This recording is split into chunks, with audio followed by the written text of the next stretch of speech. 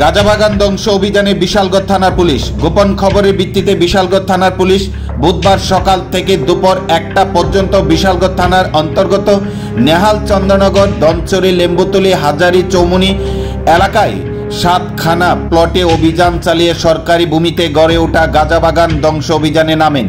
এই দিনে অভিযান চালিয়ে 24,000 গাঁজা গাছ ধ্বংস করে পুলিশ।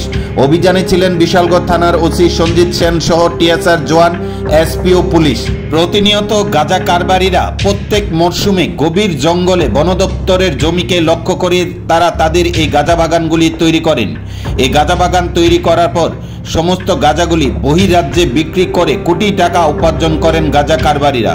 রাজ্য পুলিশের উচ্চপদস্থ আধিকারিকদের নির্দেশ অনুসারে সিপাহীজলা জেলার বিভিন্ন থানার ওসি এই গাঁজা বাগান ধ্বংস অভিযান চালিয়ে যাচ্ছেন। তবে একাংশ জনগণের অভিমত, পুলিশ যদি প্রতিনিয়ত গাঁজা বাগান ধ্বংস করেন তারপরও সিপাহীজলা জেলায় এই গাঁজা বাগান ধ্বংস করে শেষ করতে পারবেন না। তাছাড়া এই সমস্ত গাঁজা কারবারিদের সাথে একাংশ পুলিশ কর্মীদের গোপন আঁতাত রয়েছে বলেও জানা যায়। এই দিনে গাঁজা বাগান ধ্বংস অভিযান নিয়ে বিস্তারিত জানান বিশালগড় থানার ওসি সঞ্জিত সেন।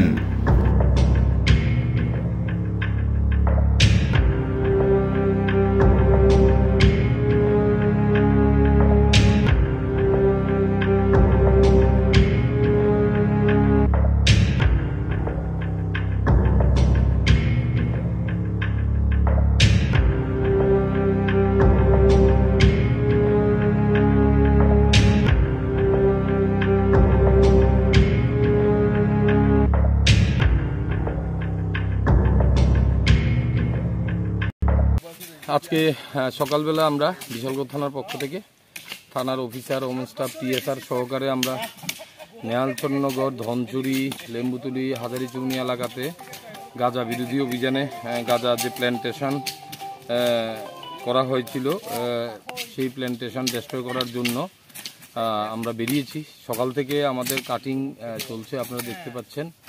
এখন পর্যন্ত আমরা প্রায় 7টা প্লটের মধ্যে 7টা প্লটে আমরা ডেস্ট্রয় করেছি প্রায় 24,000-এর মতো গাঁজা গাছ। প্ল্যান্টের ইমেচুর, এখনও মেচুর হয়নি, আপনারা দেখতে পাচ্ছেন গাছগুলা। এগুলো আমরা ডেস্ট্রয় করছি। এগুলা মেনলি সম্ভবত ফরেস্ট ল্যান্ডের মধ্যেই হয়েছে।